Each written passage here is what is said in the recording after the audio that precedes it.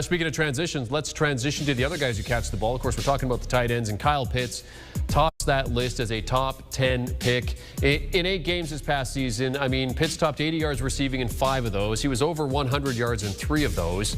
So, Emory, I'm going to come to you here. Gush a little about Pitts. What makes him so good for you? Because he can play multiple positions. If you like him at tight end, he's Randy McMichael. If you like him at receiver, he's Plexico Burress. So he can play any one of the spots you want out there on the field. He's a red zone guy, day one. He can win above the rim. And the fact that he's able to work himself open consistently from a route running perspective is what you like about his game. But people underrate his blocking ability. He blocked a lot in high school in the wing T offense. Coming to college, he's still able to block functionally well up front, in line, and also as a detached H-back. So he has all of the skill set. Any type of player you need, you're going to get that out of Pitts. Okay, so Pitts is the obvious guy. So, Emory, give me a sleeper pick then for a tight end for this draft.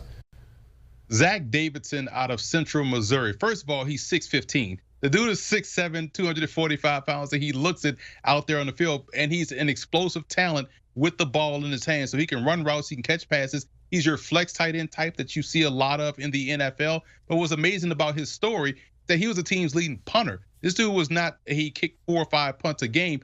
He was the lead, he was a starting punter. He averaged 42.8 yards a punt and was all conference as a punter as well. So you get 2 birds with 1 stone with a guy in Zach Davidson, who was a tremendous talent at tight end. Only played there 1 season, but he was dominant at the Division II level.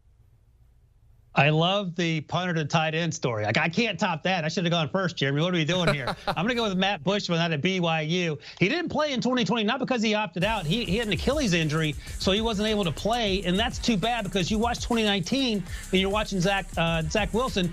Bushman pops a lot. He was one of Zach Wilson's favorite targets. He lines up in line, but mostly in the slot. He's not really used much as a blocker. I think he only had 47 attempts where he was blocking on snaps, but he's out wide. He's making plays. He does most of his damage on short and intermediate routes. Now, he's got to be healthy once the draft rolls around for NFL teams to take a gamble on him. But I think he's a late round guy that can help your football team in terms of being a receiver, not so much as a blocker. But we know the NFL is going that direction. So I think Matt Bushman has a chance to be playing on Sundays next year.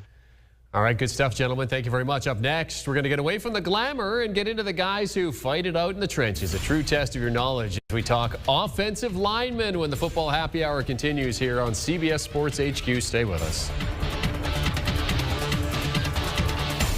Want a sports network that delivers everything that matters about the game? The highlights, the picks, the instant analysis. No yelling, no fake debates, no politics. Hit the subscribe button and never miss a moment.